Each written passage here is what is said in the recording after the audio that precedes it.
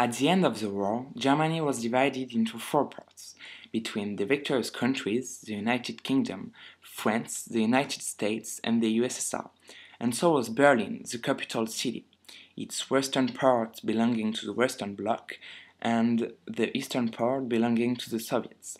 Therefore, in a context of Cold War opposing indirectly the Western Bloc and the Eastern Bloc, Berlin became at stake, because it was an outpost in the Eastern Bloc.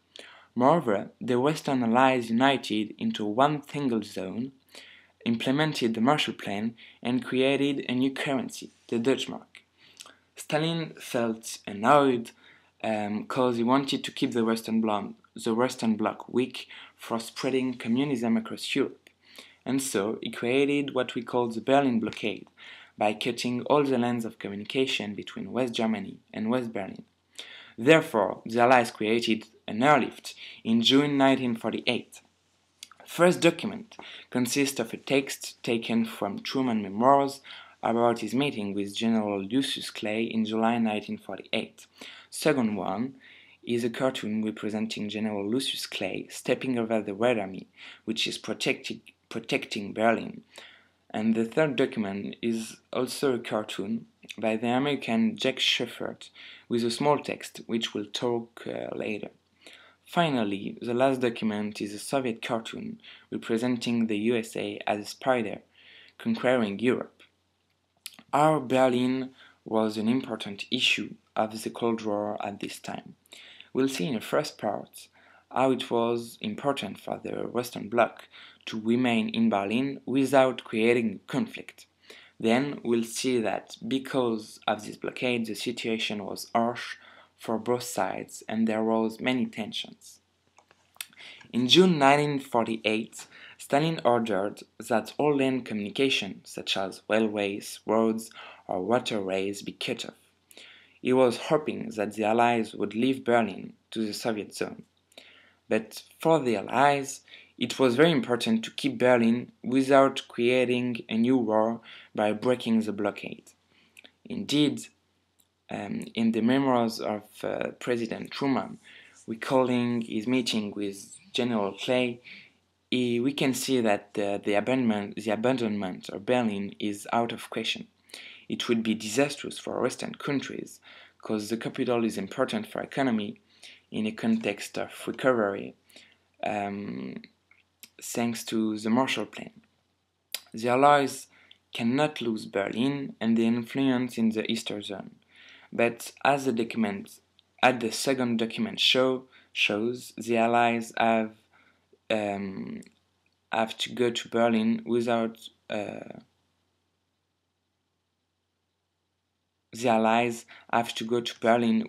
breaking the blockade.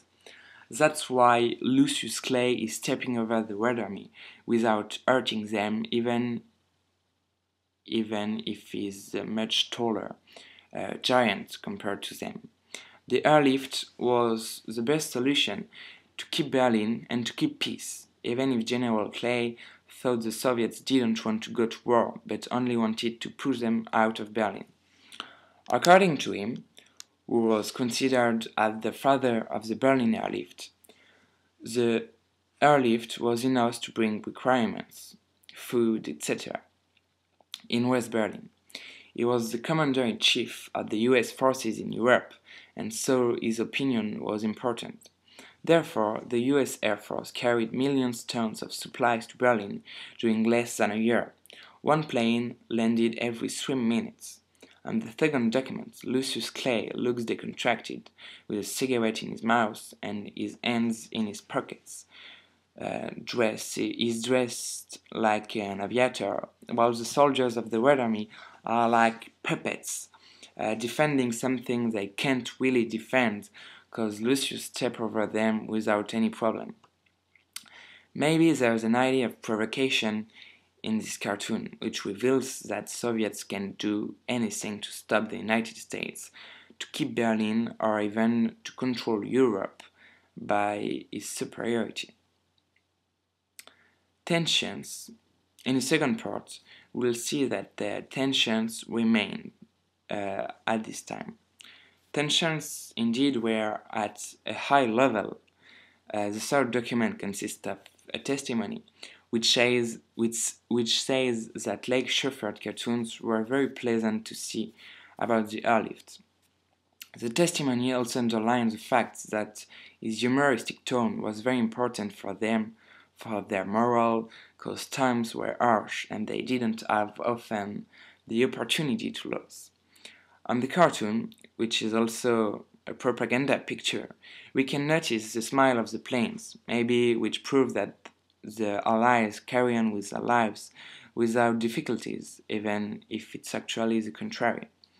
As we know, Stalin could have decided to fire the planes, but he didn't, also because of the nuclear threat.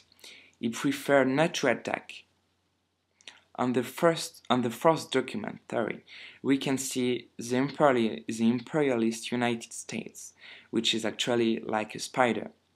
It's a metaphor to show that evil America, with its hat, its sunglasses, and its bow tie, is eager for more power and is ready to spread and to invade Europe with its ideology and capitalism.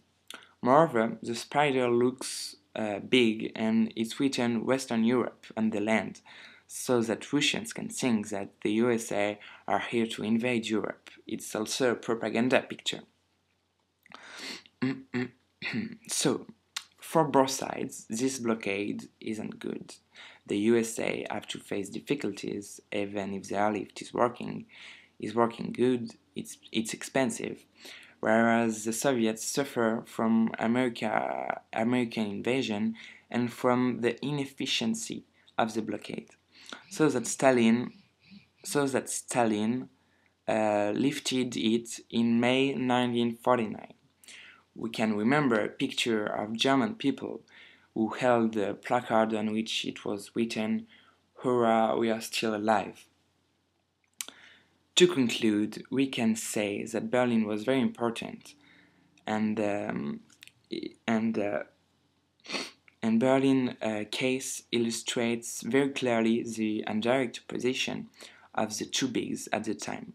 Indeed, they are opposing, but without any direct confrontation. That's why this period is called the Cold War. After the Berlin blockade, two states were formed: the German Federal Republic and the German Democratic Republic. But Berlin stayed under the direction of both blocs.